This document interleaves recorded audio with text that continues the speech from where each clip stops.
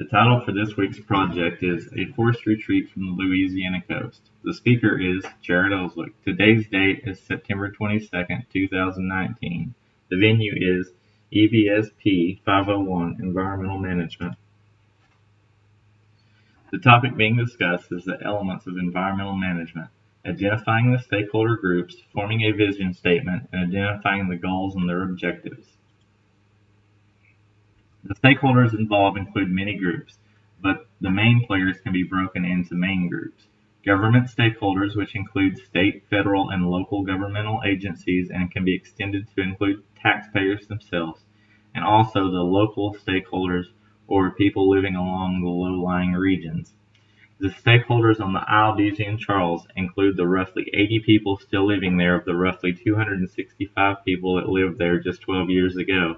Most of these are natives, and most are part of the tribal unity called the Biloxi, Chitimacha, Choctaw, and others from the rest of the coast. The numbers are a lot harder to estimate, and the numbers are only expected to grow.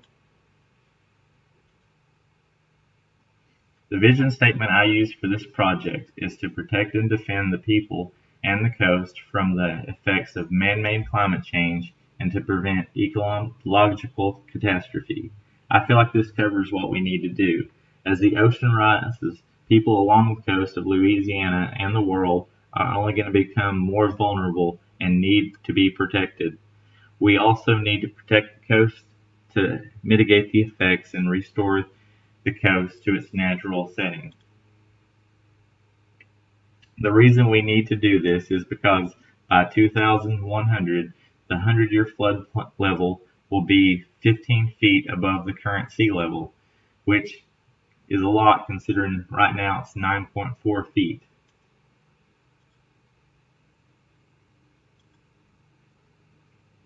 Here's a list of the overarching goals that we need to look at.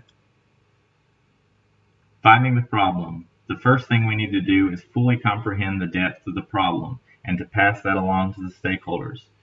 We need the stakeholders to understand the root of the issue, how the island is being lost because of several factors, including coastal erosions caused by storm surges and natural wave movements, saltwater intrusion, which kills the trees and other plants, causing the loss of the natural root system which holds the soil in place, the sinking land caused in part because of the soil types at the locations, rising sea level driven by climate change, and how construction of levees can cause more harm such as water stagnation and lead to unhealthy conditions and an unhealthy ecosystem.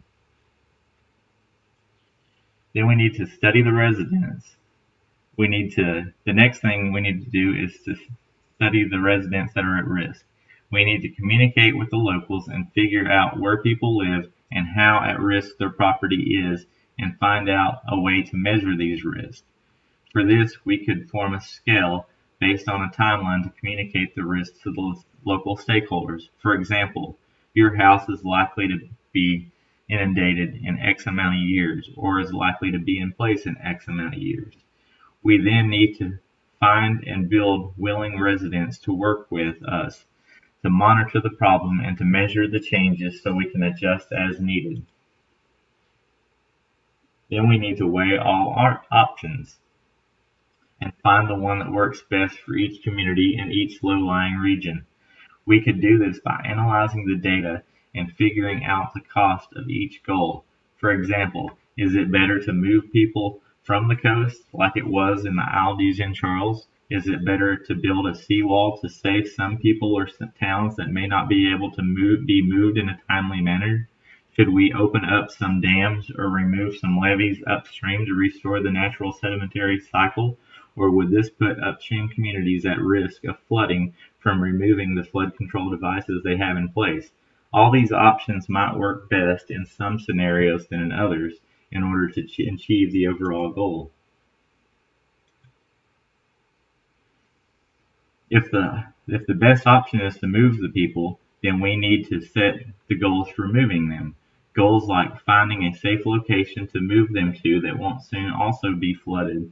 We need to design more sustainable communities and assist them with smoother transitions. Finally, we need to find other communities across the nation and the globe that might also face the same threat, build a social network, and measure the results of the resettlement of these people to see how effective this is and to understand not just the monetary cost but also the socio-economical cost and benefits of these actions.